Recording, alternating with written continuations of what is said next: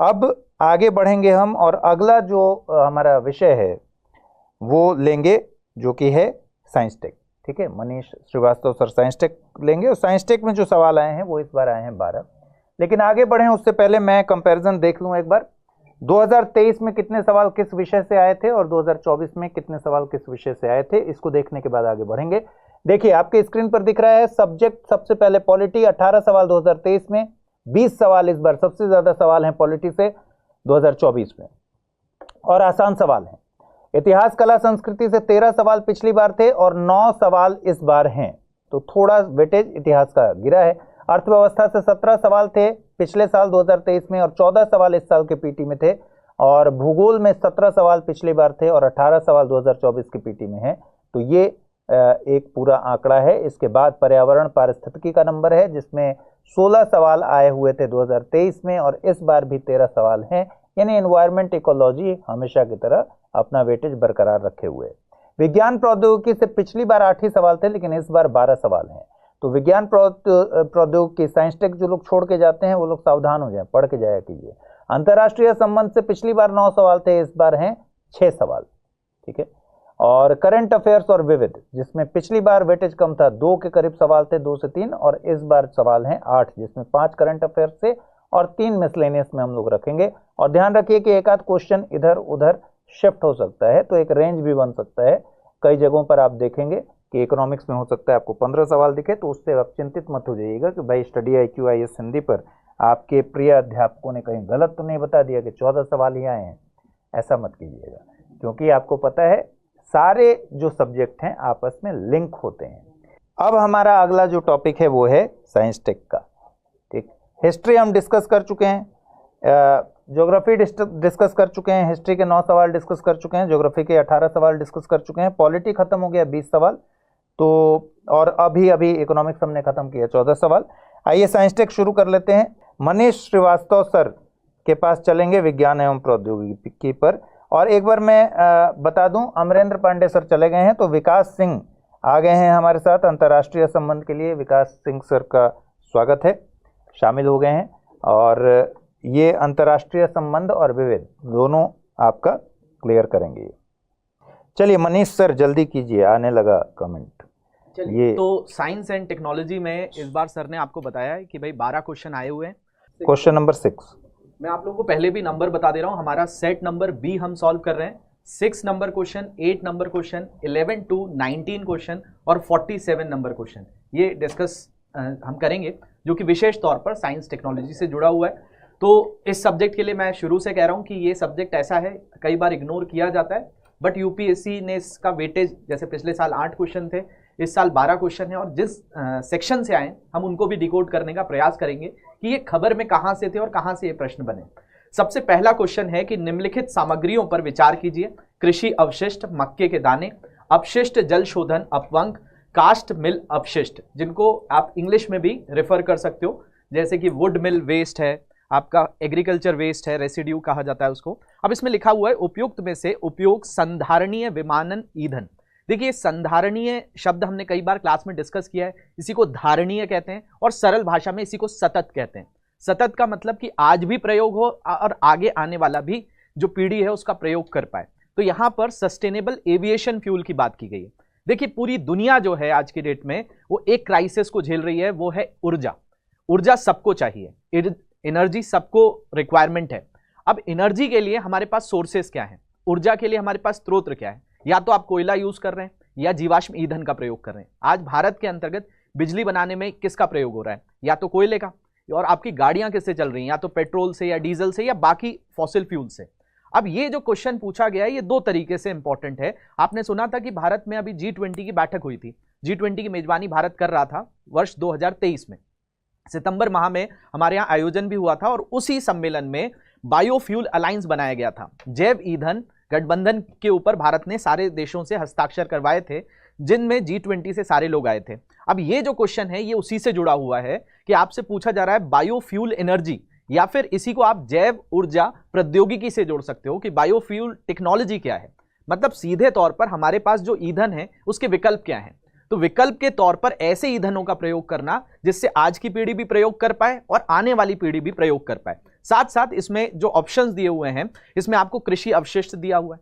भाई जैसे कृषि के जितने अवशिष्ट हैं हमारे भारत में, आप गोबर गैस सुनते हैं या कई बार जो पराली की समस्या है इसको दूर करने की भी बात की जाती है कि भाई इसको इकट्ठा करके इससे भी ऊर्जा बनाई जा सकती है। तो कृषि अवशिष्ट का प्रयोग करके ऊर्जा बनाना। मक्के के दाने, देखिए अमेरिका मक्के का सबसे बड़ा प्रोड्यूसर है वर्ल्ड में और अमेरिका ने ये कर दिखाया है। बायोफ्यूल टेक्नोलॉजी में अमेरिका का कोई तोड़ नहीं है और अमेरिका ने ये सारे देशों को फिर डिस्ट्रीब्यूट किया है इस टेक्नोलॉजी के आइडिया को। भारत भी इस पर काम कर रहा है ताकि मक्के के दाने से भी ऊर्जा बनाई जा सके। तीसरा है अपशिष्ट जल शोधन, यानी जो भी आपका वाटर वेस्ट होता है उसके भी अपशिष्ट से ऊर्जा बनाई जा सकती है और बनाई जा रही है। इंडिया में अभी इसका प्रयोग नहीं हो रहा है, लेकिन यूरोप के देश और अमेरिका इसमें भरपूर मात्रा में प्रयोग कर रहे हैं और यही चीज वुड मिल का जो वेस्ट है यानी कास्ट मिल अपशिष्ट है उसमें भी प्रयोग किया जाता है।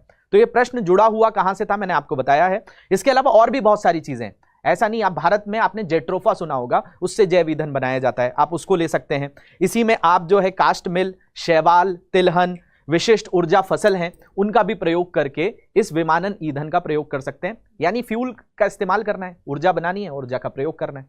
तो इसमें चारों ही ऑप्शन सही थे, जो कि करेक्ट दिया हुआ है सी ऑप्शन में, जैसा आपको स्क्रीन पे भी दिख पा रहा होगा। तो 1, 2, 3 एंड 4, तो 6 number question, answer number is C, 6 का सी। ठीक है, चलिए अगला सवाल है 8 नंबर सवाल। देखिए सेट बी है। हाँ, 8वें क्वेश्चन को अगर आप पढ़ेंगे तो थोड़ा सा बड़ा क्वेश्चन है, लेकिन मैं इसको आपको थोड़ा सा भी, ये प्रेजेंट टेक्नोलॉजी पर बेस है। देखिए हम सारे लोगों ने 4 तरह की औद्योगिक क्रांति देखी। पहली औद्योगिक क्रांति आई तो भाप का इंजन आया, दूसरी औद्योगिक क्रांति आई तो बिजली की खोज हो गई, तीसरी औद्योगिक क्रांति आई तो इलेक्ट्रॉनिक्स की खोज हुई, आईटी इंडस्ट्री आया, और 4th इंडस्ट्रियल रेवोल्यूशन में आज के दौर में हम हैं। और इसको अभी इंडिया में इतना इंट्रोड्यूस नहीं किया गया है, जैसे आप आर्टिफिशियल इंटेलिजेंस की बात कर रहे हैं। आपको 8 नंबर ऑफ क्वेश्चन हम देखेंगे, एक बार आप लोग कमेंट में भी मुझे बताते चलेंगे। जैसा आपको स्क्रीन पर भी नजर आ रहा होगा, प्रश्न है निम्नलिखित में से कौन सा शब्द या वाक्यांश का उपयोग 3D आभासी यानी वर्चुअल दुनिया के एक इंटरपोरेबल नेटवर्क जिसे लाखों प्रयोक्ताओं द्वारा एक साथ एक्सेस किया जा सकता है, जो आभासी वस्तुओं पर संपत्ति के अधिकारों का प्रयोग कर सकते हैं, को घोषित करने के लिए सर्वाधिक उपयुक्त रूप से किया जाता है। देखिए जैसे हम जिस दुनिया में रहते हैं इसको कहा जाता है यूनिवर्स, लेकिन एक आभासी दुनिया की बात आजकल बहुत हो रही है जिसको कहा जाता है मेटावर्स। मेटावर्स के कारण ही 2021 में फेसबुक ने अपना नाम भी पेरेंट कंपनी का बदलकर मेटा कर दिया।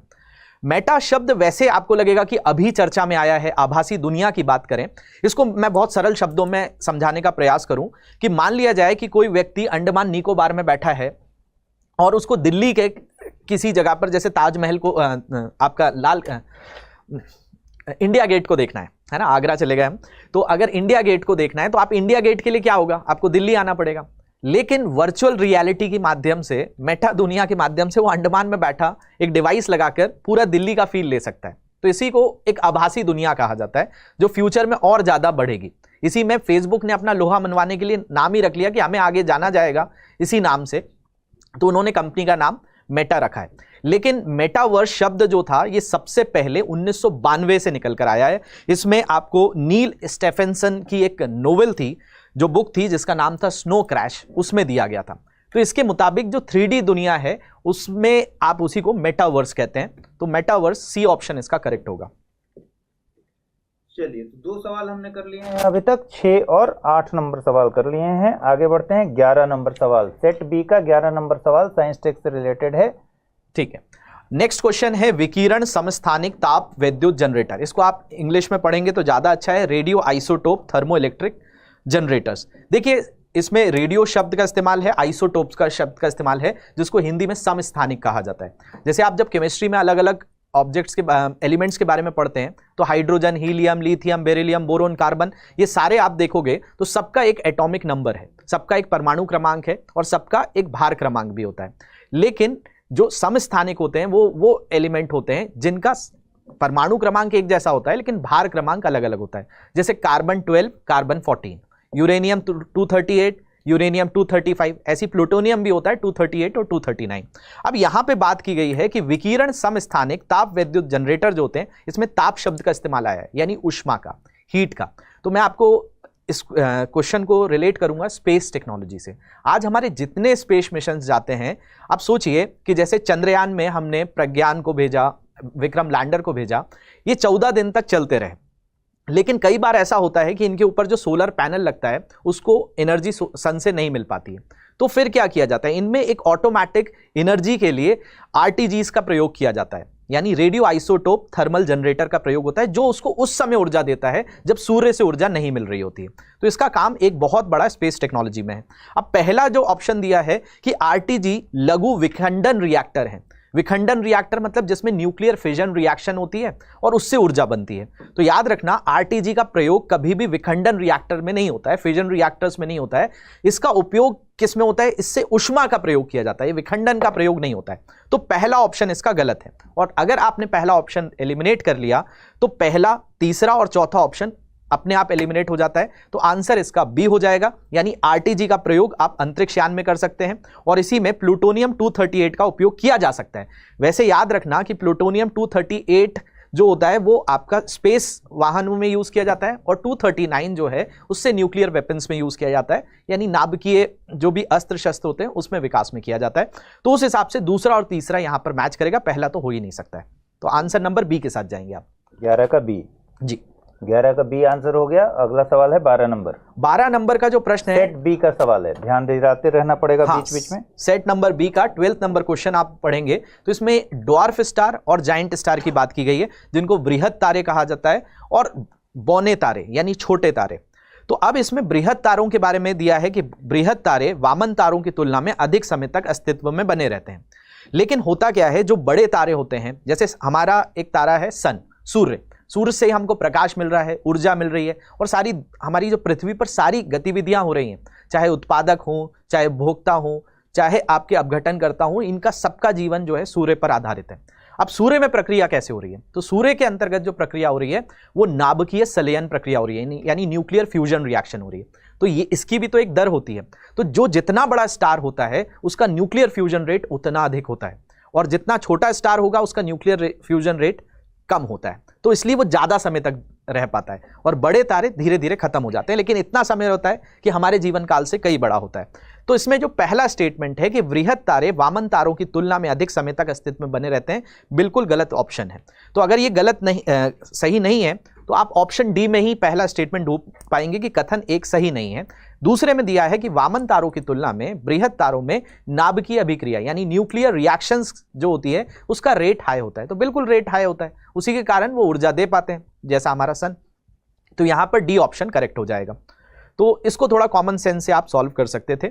12 के बाद अगला क्वेश्चन है 13 नंबर, क्योंकि आप साइंस टेक में देखोगे 6 से 8 और 11 से 6 एंड टेक में आप अगर ये भी बताते चलेंगे कि इजी है या मॉडरेट है या टफ है तो अच्छा रहेगा। जैसे ये वाला क्वेश्चन थोड़ा इजी था, बाकी जो दो क्वेश्चंस मैंने अभी डिस्कस किए उनका कहीं ना कहीं रिलेशंस, जैसे स्पेस टेक्नोलॉजी है तो स्पेस टेक्नोलॉजी के आपको टेक्निकलिटीज पर जाना होगा, पढ़ना पड़ेगा। देखिए मैं आपको साफ सुथरा यहाँ पे साइंस टेक के लिए कहूंगा कि आप ये सोचें कि एकदम से बन जाएंगे तो नहीं होगा, इसमें आपको समय देना होगा। सीसेट वाला हाल ना हो जाए कि सीसेट को लास्ट में देख लेंगे, वैसा वाला हाल वैसा तो नहीं स्कोर कर पाएंगे आप लोग, क्योंकि इसको लेकर भी जनरल रवैया यही है कि अंतिम में देख लेंगे इसको। लेकिन सर मुझे उम्मीद है कि जिन स्टूडेंट्स ने पढ़ा है हमारे साथ साइंस टेक उनको ये क्वेश्चंस बने होंगे, क्योंकि यहाँ पे मुझे एक क्वेश्चन अभी मैं सॉल्व करवाऊंगा अभी, और ये हमने SIP में भी डिस्कस किया था, और एक ईयरली करंट अफेयर्स का साइंस टेक का मैंने कंपाइलेशन लिया था, उसमें जो पहला टॉपिक ही पढ़ाया था हाइड्रोजन फ्यूल के ऊपर, वही सेम क्वेश्चन आया है पहला वाला।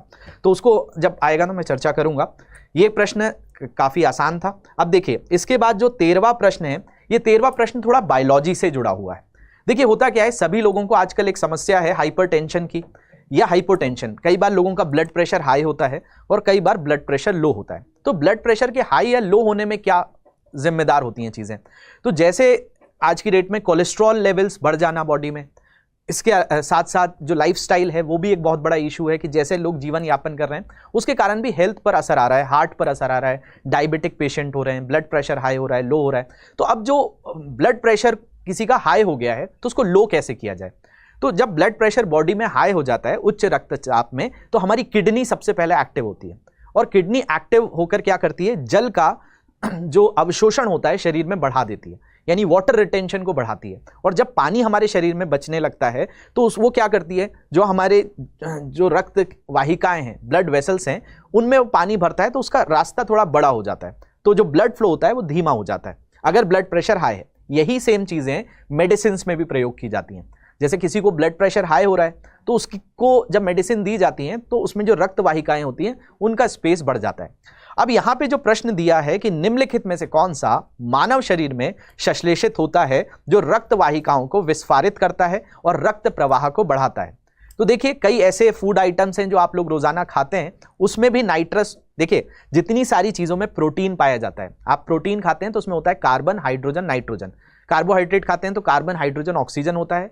फैट में कार्बन, हाइड्रोजन, ऑक्सीजन होता है, लेकिन ऑक्सीजन की मात्रा कम होती है, इसलिए उसको पचाना मुश्किल होता है। तो प्रोटीन वाली जो चीजें होती हैं उसमें नाइट्रोजन पाया जाता है। और हमारी बॉडी में इतने सारे प्रोटीन हैं, इतने सारे एंजाइम्स हैं, इतने सारे हार्मोन्स हैं, वो सब नाइट्रोजन पर आधारित हैं। तो यही नाइट्रोजन शरीर में जाने के बाद क्या करता है, नाइट्रस ऑक्साइड यानी NO का अगर फॉर्मेशन होगा तो हमारी रक्त वाहिकाओं को फैला देगा। तो इसका सही आंसर जो है कि कैसे विस्फारित होती है, तो वो नाइट्रिक ऑक्साइड होता है, पहला ऑप्शन। तो बहुत सिंपल क्वेश्चन था, 13 का ए। मैंने इसके प्रयोग भी आपको बता दिए। 13 का ए हो गया। अगला सवाल है 14th क्वेश्चन जो है ये रडार के ऊपर है। रडार की बात करें तो रेडियो डिटेक्शन एंड रेंजिंग, कहां प्रयोग किया जाता है रडार? तो रडार, कई बार ऐसा लगता है कि भाई रडार जो है युद्ध लड़ने में प्रयोग किया जाता है, ऐसा नहीं है। रडार्स जैसे एयरपोर्ट्स के आसपास भी होता है, इसमें रेडियो तरंगों का प्रयोग करके आप विमान में जैसे आसमान में कोई भी चीज है उसके बारे में पता लगा लेते हैं। हालांकि अमेरिका ने स्टील्थ टेक्नोलॉजी को डेवलप किया है। स्टील्थ टेक्नोलॉजी ऐसी टेक्नोलॉजी है जिसमें कोई विमान आ रहा होगा, कोई मिसाइल आ रही होगी, कोई रॉकेट आ रहा होगा, उसके बारे में आप पता ही नहीं कर पाएंगे, क्योंकि रेडियो तरंगे उससे जाकर टकराकर वापस नहीं आएंगी। तो रडार का मोटा मोटा प्रयोग ये होता है। अब यहां पे दिया है कि विमान पत्तनों अथवा विमानों में यात्रियों के पास मौजूद स्वापक पदार्थ यानी नार्कोटिक्स की पहचान करना, वर्षण का मॉनिटरिंग करना और पशुओं के प्रवास पर नजर रखना। देखिए होता क्या है, पहला दिया हुआ है कि अगर आप एयरपोर्ट्स पे जा रहे हो और उसमें कोई नार्कोटिक सामान आपके पास है तो उसकी पहचान रडार से हो जाएगी। तो ऐसा अभी कोई सिस्टम नहीं आया है कि आप रडार के जरिए किसी के नार्कोटिक्स या से जैसे कोई स्मगलिंग कर रहा है वो आप रडार के माध्यम से पहचान पाए। लेकिन रडार का प्रयोग हमारा IMD, वर्ल्ड मेट्रोलॉजिकल ऑर्गेनाइजेशन, विश्व मौसम विज्ञान संगठन, भारतीय मौसम विज्ञान विभाग, ये सारे लोग करते हैं। रडार के माध्यम से बता देते हैं आपको कि चक्रवात कब आने वाला है, वर्षा का अनुपात क्या रहेगा। तो सेकंड वाला ऑप्शन सही है। तीसरा, पशुओं के प्रवास पर नजर रखना यानी माइग्रेशन ऑफ एनिमल्स, कहीं से एक जगह से दूसरी जगह जानवर जा रहे हैं तो उनके बारे में पता करना। कई लोगों को लगेगा जानवरों में रडार का क्या प्रयोग है। देखिए भारत में आपने सुना होगा कि टिड्डियों का आक्रमण हुआ था, लोकस्ट अटैक हुआ था, या कई बार क्या होता है कई पक्षी बीच में आ जाते हैं या चमगादड़ बीच में आ जाते हैं। तो इसके लिए जो ट्रेडिशनल है, पारंपरिक तौर पर हम रडारों का प्रयोग करते थे। तो ऑप्शन नंबर 2 और 3 यहां पर करेक्ट होगा, पहला गलत होगा। तो इसमें पूछे कितने कथन सही हैं, तो 2 कथन आपके सही हैं और 14 का आपका आंसर नंबर बी मिल जाएगा। 14 का बी। ऐसे ही जैसे इकोनॉमिक्स में 2 सवाल पूछे गए थे इसी तरीके से कि कितने सही हैं, तो ये क्वेश्चन मॉडरेट लेवल का है, अगर आपने पढ़ा होगा, क्योंकि रडार के बारे में आपको टेक्नोलॉजी के बारे में भी पता होना चाहिए। ठीक है, तो इसमें भी केवल 2 का मतलब ये नहीं हुआ कि दूसरा वाला ऑप्शन, बल्कि 2 ऑप्शन सही हैं कुल मिलाकर। ठीक है, इसके बाद 14 के बाद 15वां क्वेश्चन है। 15th क्वेश्चन डिफेंस टेक्नोलॉजी से रिलेटेड है। ये थोड़ा टफ क्वेश्चन मैं बोलूंगा, क्योंकि इसमें आपको जनरेशंस पढ़नी होंगी कि भाई प्रथम पीढ़ी में कौन से लड़ाकू विमान प्रयोग किए जाते थे। प्रथम पीढ़ी यानी 1940 से 50, द्वितीय पीढ़ी यानी 1950 से 60, तृतीय पीढ़ी 1960 से 70, चौथी पीढ़ी 70 से 90 और उसके बाद 90 से 4+ कहा जाता है, कई जगहों पर उसको 4.5 कहा जाता है, वो अब तक की बात की जाती है। और 2005 के बाद से, जिसमें मैंने अभी आपको एक शब्द का प्रयोग किया था, स्टील्थ टेक्नोलॉजी। स्टील्थ टेक्नोलॉजी वो टेक्नोलॉजी है जो क्रूज मिसाइल वगैरह में प्रयोग की जाती है। ये अमेरिका ने जब ओसामा बिन लादेन का असैसिनेशन किया था वो एबटाबाद में, तो उसमें स्टील्थ टेक्नोलॉजी का प्रयोग किया था, उसको रडार वडार नहीं पकड़ पाए थे। तो वो 5वीं पीढ़ी का लड़ाकू विमान होता है जो 2005 के बाद बनाया जाता है। इसमें एग्जाम्पल दिया है, फ्रांस की कंपनी है डसॉल्ट, उसका राफेल। तो राफेल की बात करें तो राफेल आपका 4.5 जनरेशन का है, ना कि 5वीं जनरेशन, या उसको 4+ कहेंगे। तो ये आंसर करेक्ट नहीं हुआ पहला वाला। दूसरा, MiG 29 की बात करें, MiG 29 चौथी पीढ़ी का है, ना कि 5वीं पीढ़ी का। और तेजस भारत का ही है, लेकिन तेजस में MK1 की बात करें तो ये भी वैसे तेजस आपका चौथी पीढ़ी का है, तेजस MK1 4.5 यानी 4+ का है। तो तीनों ही ऑप्शन यहाँ पर करेक्ट नहीं होते हैं। तो यहाँ पर ये एक ऐसा ऑप्शन है कि हो सकता है बहुत सारे लोगों ने कुछ ना कुछ लगा दिया हो, तो इसमें आंसर डी होगा। ये बिना पढ़े नहीं बनेगा। चलिए, बिना पढ़े तो कोई भी नहीं बनना चाहिए मेरे ख्याल से। ये बिल्कुल ही नहीं बनेगा। बाकी बिना पढ़े बन जाते हैं भाई। ये तो विवादास्पद स्टेटमेंट है कि बिना पढ़े नहीं बनेगा। हाँ, ये बात सही है कि कुछ सवाल कॉमन सेंस से जरूर बन जाते हैं, और ऐसे हर एग्जाम में 8 से 10 सवाल तो ऐसे होते हैं जो कॉमन सेंस से जो आप एग्जाम हॉल में थोड़ा सा लेकिन फिर भी हमें पढ़ने के लिए ही मोटिवेट करना है, बिना पढ़े तो नहीं ही बनेगा, ये मान के चलिए, ठीक है। बिना पढ़े अगर बनने लगे, देखिए अगर आईएएस का सपना देखने वाले लोग बहुत सारे ऐसे होते हैं जो 8-10 सवाल जब देखते हैं कि बन रहा है, उसी समय सपना देख लेते हैं कि इस एग्जाम में है क्या। मैं ऐसे बहुत सारे लोगों को जानता हूं जिन्होंने एक आध ऐसे सवाल देखे जो करंट अफेयर्स में वो जानते हैं, कहीं से पढ़ रखा है या कहीं अखबार वगैरह में पढ़ रखा है, और उन्होंने देखते के साथ कहा कि यार इतना आसान पेपर होता है क्या यूपीएससी का। स्टेट पीएससी लेवल आ भी गया था। हाँ, वो वैसा ही आनंद है जैसे गोवा में बीच के किनारे नहाने का आनंद है, उस समय बड़ा अच्छा लगता है। और अगर ज्वार आ जाए या फिर कभी चक्रवात आ जाए और उस समय जब समुद्र की स्थिति खराब होती है, वैसी स्थिति हो जाती है जब उस बीच से भीतर आप जाते हैं और मझधार में फंसा हुआ महसूस करते हैं, तो ऐसी गलती नहीं करनी है भाई, सबको पढ़ कर ही एग्जाम देना है, ठीक है। चलिए, रात 9 बजे न्यूज़ एट 9 से भी बहुत सारे सवाल आए हैं। हमारे P2I के स्टूडेंट्स ने बहुत सारे मैसेजेस किए हैं और मैं बीच बीच में उन सारे मैसेजेस को देख रहा हूं कि P2I बैच से बहुत सारे सवाल पीटी के एग्जाम में डायरेक्ट पूछे गए हैं, उनके कॉपी में लिखे हुए हैं। वो स्क्रीनशॉट भी कुछ समय में हम शेयर कर देंगे, ठीक है। तो जितने हमारे टीचर्स ने क्लासेस लिए हैं उनमें से बहुत सारे सवाल आए हैं, जैसे हिस्ट्री हो गया या फिर पॉलिटी हो गया।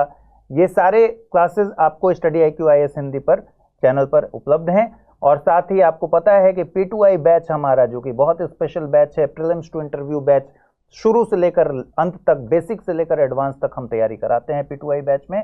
और P2I बैच में आपको फ्री क्रैश कोर्स मिल जाते हैं, पीटी और मेंस के, फ्री पीटी और मेंस के टेस्ट सीरीज मिल जाते हैं। इसके साथ ही मेंस रेसिडेंशियल प्रोग्राम मिल जाता है, जो लोग पीटी पास करते हैं उनको रेसिडेंशियल प्रोग्राम में शिफ्ट किया जाता है निःशुल्क। साथ ही मेंटोरशिप प्रोग्राम मिल जाता है। इस तरह की बहुत सारी सुविधाएं, डेली राइटिंग, आंसर राइटिंग कराते हैं, इवैल्यूएशन कराते हैं। तो P2I के उन्हीं प्रीलिम्स टू इंटरव्यू के बच्चों का बहुत सारा आ रहा है इस समय मैसेज, और हमें खुशी हो रही है ऑब्वियसली, क्योंकि हम उसी टीम से जुड़े हुए हैं, ये सारे अध्यापक जो हमारे साथ जुड़े हुए हैं। चलिए, अब हम साइंस में पहुंच गए हैं। चलिए, साइंस टेक में अब अगला जो सवाल लेने वाले हैं हम 16 नंबर। 16 क्वेश्चन है कि इसमें निम्नलिखित में से किन में हाइड्रोजेलों का प्रयोग किया जाता है। देखिए, हाइड्रोजेल का मतलब है कि जैसे आप पानी देखते हैं तो पानी की जो सांद्रता है, डेंसिटी है, वो काफ़ी कम है। लेकिन जब पानी बहुत गाढ़ा हो जाए या जेलेटिन जैसी चीज़ें आप लोगों ने देखी होंगी, उसको हाइड्रोजेल कहा जाता है। तो आजकल क्या होता है कि जैसे आप वैक्सीन लगवाते हैं, टीकाकरण होता है, तो इसमें कई बार वैक्सीन जो होती हैं एक सेंटर से लेकर कई छोटी जगहों पर लेकर जाया जाता है और उसको कोल्ड स्टोरेज की जरूरत होती है। तो वो ठंडा कैसे रहे, तो उसमें हाइड्रोजेल का प्रयोग किया जाता है। इसमें पॉलीविनाइल एल्कोहल का प्रयोग होता है। प्राकृतिक कई तरह के भी आपके हाइड्रोजेल होते हैं और सिंथेटिक यानी कृत्रिम तौर पर भी इसको बनाया जा सकता है। तो इसमें पूछा गया है कि हाइड्रोजेल एक ऐसा आपको लगेगा जैसे बर्फ होती है, बर्फ बहुत हार्ड हो जाती है, ये थोड़ा सा मुलायम सा भाग होता है। और जैसा मैंने जिलेटिन का उदाहरण दिया कि जिलेटिन आप इसको कंसिडर कर सकते हैं, या पॉलीविनाइल एल्कोहल एक कृत्रिम तौर पर बनाया जाता है। अब इसका प्रयोग कहाँ कहाँ किया जाता है ये पूछा गया है। रोगियों में नियंत्रित औषधि डिलीवरी, चल वातानुकूलित यानी एसी सिस्टम जो होता है, मोबाइल जैसे गाड़ियों में एसी लगा होता है या कई जगहों पर एसी जैसे विमानों में एसी का प्रयोग होता है, वहाँ हाइड्रोजेलों का प्रयोग किया जाता है कूलेंट के तौर पर, या औद्योगिक स्नेहकों का विचरण करने के लिए। इसके इंग्लिश वर्ड पर भी मैं आपको बता देता हूँ, ज़्यादा ईजी है। कंट्रोल ड्रग डिलीवरी इन पेशेंट्स, मोबाइल एसी सिस्टम या इंडस्ट्रियल ल्यूब्रिकेंट्स, इन सारी जगहों पर इस हाइड्रोजेल का प्रयोग किया जाता है और ये वर्तमान में प्रयोग किया जा रहा है। ऐसा नहीं है कि बहुत सालों से इनका प्रयोग किया जाता था, ये अभी लेटेस्ट चीज़ें हैं हाइड्रोजेल।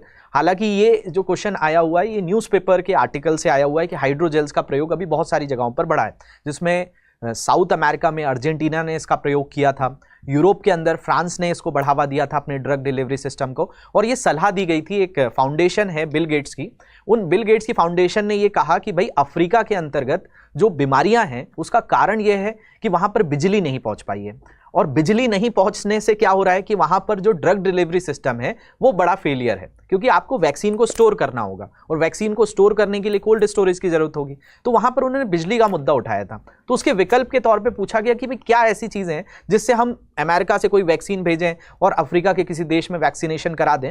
तो वहां पर हाइड्रोजेल का नाम आया था, इसलिए करंट से जुड़ा हुआ टॉपिक है।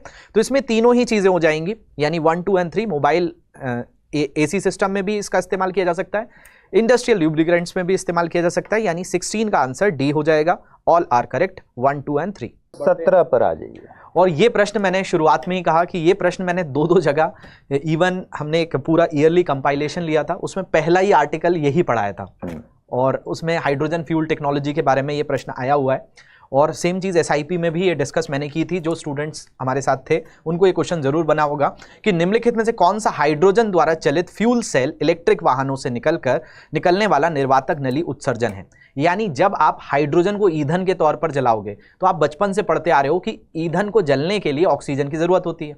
आपने वो मोमबत्ती वाला उदाहरण देखा होगा, एक मोमबत्ती जलाओ, उसके ऊपर एक ग्लास रख दो, वो बुझ जाती है। यानी ऑक्सीजन तो हर जगह चाहिए जहां जहां दहन होगा। अब हाइड्रोजन को आप ऑक्सीजन के साथ मिलाओगे तो क्या बनेगा? जल वाष्प बनेगा। सिंपल सा क्वेश्चन था, डी ऑप्शन यहां पर करेक्ट हो जाता है। चलिए 17 का डी मार्क कर लीजिए। सेट बी पर हैं हम लोग बार बार, क्योंकि फुल स्क्रीन पर जब आप देख रहे हैं उस पर सेट नहीं लिखा है, और बड़े छोटे स्क्रीन पर देख रहे हैं तो उसमें सेट लिखा हुआ है। सेट बी में साइंस टेक कर रहे हैं, ऑलरेडी हिस्ट्री कर चुके हैं, इकोनॉमी कर चुके हैं, ज्योग्राफी कर चुके हैं, पॉलिटी कर चुके हैं, साइंस टेक कर रहे हैं और कुछ ही सवाल बाकी हैं। 18 नंबर सवाल पर आ जाते हैं। 18 क्वेश्चन में दिया है कि pumped storage hydro power. Pumped storage hydro power की जरूरत क्यों पड़ी, मैं आपको इसका कारण बताता हूं कि सौर ऊर्जा, पवन ऊर्जा, सौर ऊर्जा का है कि जैसे कि भारत में अभी हीट वेव चल रही है तो सौर ऊर्जा ज्यादा मिल रही है। मान लिया जाए 10 दिन तक बारिश ही होने लगे किसी क्षेत्र में, तो सौर ऊर्जा तो नहीं मिल पाएगी। ऐसी पवन ऊर्जा के साथ भी है कि ये घटती बढ़ती रहती हैं, तो इनके साथ स्टोरेज का बड़ा प्रॉब्लम होता है कि जैसी परिस्थितियां हैं वैसे वैसे बदलाव होता रहेगा। तो इसकी जगह एक पंप्ड स्टोरेज हाइड्रो पावर, ये भी यूएस ने ही मतलब एग्जाम्पल सेट किया है। इसमें ये होता है कि जैसे बांध बनाए जाते हैं तो एक ही जगह पर 3-4 बांध बना दिए जाते हैं, कुछ ऊंचाई पर, दूसरे कम ऊंचाई पर, और वहां पे क्या किया जाता है, एक का पानी दूसरे में भेजा जाता है, उसके जरिए टरबाइन को घुमाया जाता है और उससे ऊर्जा बनाई जाती है, और उन ऊर्जाओं को प्रयोग किया जाता है ऐसी जगहों पर जहां पर सौर ऊर्जा या पवन ऊर्जा पर ज्यादा निर्भरता है। तो जब वो ऊर्जा खत्म हो जाए तो ये वाली ऊर्जा का प्रयोग किया जाए। तो ये हाल ही में जो पंप्ड स्टोरेज हाइड्रो पावर शब्द है, ये कहां से प्रयोग किया गया है? तो इसका आंसर होगा दीर्घ अवधि ऊर्जा भंडारण में, यानी लॉन्ग स्टोरेज, आपके एनर्जी स्टोरेज के अंतर्गत, क्योंकि आज सबसे बड़ी प्रॉब्लम स्टोरेज की ही है। तो उसके लिए लॉन्ग स्टोरेज या लॉन्ग ड्यूरेशन स्टोरेज की बात करें तो उसके लिए पंप्ड स्टोरेज हाइड्रो पावर का प्रयोग किया जाता है। 18 का सी आंसर होगा। 18 का सी हो गया। अब अगला सवाल है 19 नंबर। 18 का सी मार्क कर लीजिए। बिल्कुल। 19 नंबर जो है मेम्ब्रेन बायो रिएक्टर्स का है। जैसे आपने छन्नी घर में प्रयोग करते हैं चाय छानने के लिए, वैसे ये मेम्ब्रेन बायो रिएक्टर्स होते हैं कि jैसे वाटर ट्रीटमेंट प्लांट होते हैं जहां पर पानी का ट्रीटमेंट किया जाता है, तो वहां पर ये मेम्ब्रेन बायो रिएक्टर्स का प्रयोग किया जाता है और इससे जल को वापस से प्योर किया जाता है। तो इसका अपशिष्ट जल शोधन प्रौद्योगिकी यानी वाटर ट्रीटमेंट टेक्नोलॉजी में प्रयोग किया जाता है। तो आंसर 19 का हो जाएगा डी। 19 का डी। मैं क्या मान के चलूं, ये क्वेश्चन आप किस कैटेगरी में रखते हैं? इजी है, ये इजी क्वेश्चन, ये काफी इजी क्वेश्चन है, लेकिन तो फिर वही बात है 12 सवाल जो आए हैं उसमें मतलब काफी कुछ इजी है या मॉडरेट ही मानेंगे? मॉडरेट लेवल के क्वेश्चंस हैं, क्योंकि मैं बार बार पढ़ने का कह रहा हूं। पढ़ने का मतलब डेप्थ में पढ़ना है, कि जब आपने एक बार पढ़ा, क्योंकि सर टेक्नोलॉजी के बारे में मैं थोड़ा सा यहाँ पे क्लियर करूंगा स्टूडेंट्स को कि टेक्नोलॉजी है क्या। टेक्नोलॉजी वो है कि जब आप विज्ञान पढ़ते हो, वर्तमान का विज्ञान भविष्य की प्रौद्योगिकी बनती है या भूत का विज्ञान वर्तमान की प्रौद्योगिकी है। Past science become the future technology. तो यहां पर जो टेक्नोलॉजीज डेवलप हुई हैं उसके पहले आपको साइंस के बारे में, जैसे आइसोटोप्स के बारे में आया है, तो आपको आइसोटोप्स केमिस्ट्री में पढ़ना होता है, तो वो नॉलेज होगा तब जाकर आप उसके बेस पर टेक्नोलॉजी समझ पाओगे। तो इसलिए साइंस का क्वेश्चन ईजी एकदम नहीं बोला जा सकता है, उसमें आपको कई ऐसे क्वेश्चन हैं जो एग्जाम हॉल में बैठकर सोचना पड़ेगा, तब जाकर आप आंसर तक पहुंच पाएंगे। तो पढ़ना जरूरी है डेप्थ में। चलिए, इसके बाद लास्ट क्वेश्चन है 47 नंबर का। 47 साइंस टेक का लास्ट क्वेश्चन। 11 क्वेश्चंस हमने डिस्कस कर लिए हैं। हाँ। 47 जो क्वेश्चन है वो डिस्ट्रीब्यूटेड एनर्जी रिसोर्स सिस्टम पर है। इसका मतलब क्या होता है? देखो, आज आप लोग सारे जगह पर अपना मोबाइल फोन ले जा सकते हो, आप जैसे गाड़ियों को एक जगह से दूसरी जगह ले जा सकते हो, उनमें बैटरियों का प्रयोग होता है कि नहीं होता है? और आज हम बहुत ज्यादा इस इलेक्ट्रिक वाहनों की बात कर रहे हैं, बैटरी पावर सिस्टम की बात कर रहे हैं, तो इसी पर यूपीएससी ने यह प्रश्न बनाया है। प्रश्न मैं आपको पढ़कर बता देता हूं। निम्नलिखित पर विचार कीजिए। बैटरी भंडारण, बायोमास जनरेटर, ईंधन सेल, रूफटॉप सोलर प्रकाश वोल्टीय यूनिट उपयुक्त में से कितने वितरित ऊर्जा संसाधन माने जाते हैं, यानी डिस्ट्रीब्यूटेड एनर्जी रिसोर्सेज के तौर पर इनको कंसीडर किया जा सकता है। मतलब मोबाइल भी हैं, एक मोबाइल का मतलब एक जगह से दूसरी जगह जो जा सकते हो, और साथ साथ ऊर्जा के बहुत, जैसे अभी एक प्रश्न लॉन्ग स्टोरेज के ऊपर आया था जिसमें हाइड्रो पावर पर प्रश्न पूछा गया, इसमें वितरित ऊर्जा संसाधनों पर पूछा गया है। तो जैसे बैटरी भंडारण है, आपने बैटरी यहां चार्ज करी है, उस बैटरी को कहीं भी ले जा सकते हो, तो वो वितरित ऊर्जा संसाधन का रूप है। ऐसी बायोमास जनरेटर, ईंधन cell, fuel cell, hydrogen fuel cell भी इसी पर आधारित है। और rooftop solar power voltaic unit, यानी सोलर पैनल्स का जो यूज किया जा रहा है, तो ये वितरित ऊर्जा संसाधन के वर्तमान में रूप है, ऊर्जा के अलग अलग प्रयोग में किया जाता है। तो ये बायोफ्यूल टेक्नोलॉजी पर ये भी आधारित, फ्यूल टेक्नोलॉजी पर आधारित है। और एक प्रश्न आज बायोफ्यूल पे भी था और दूसरा हाइड्रोफ्यूल पर भी था। तो ऊर्जा से बहुत सारे प्रश्न साइंस टेक से आए हुए हैं, क्योंकि ऊर्जा क्राइसिस है हमारे पास अभी। तो इसके सभी 4 ऑप्शन सही होंगे। चलिए, तो सभी 4 ऑप्शन मतलब ऑप्शन हो गया डी। ये लास्ट क्वेश्चन था साइंस एंड टेक का 47वां नंबर क्वेश्चन, सेट बी का। हिंदी में यूपीएससी की तैयारी से संबंधित प्रोग्राम्स को देखने के लिए सब्सक्राइब करें स्टडी IQ IAS हिंदी।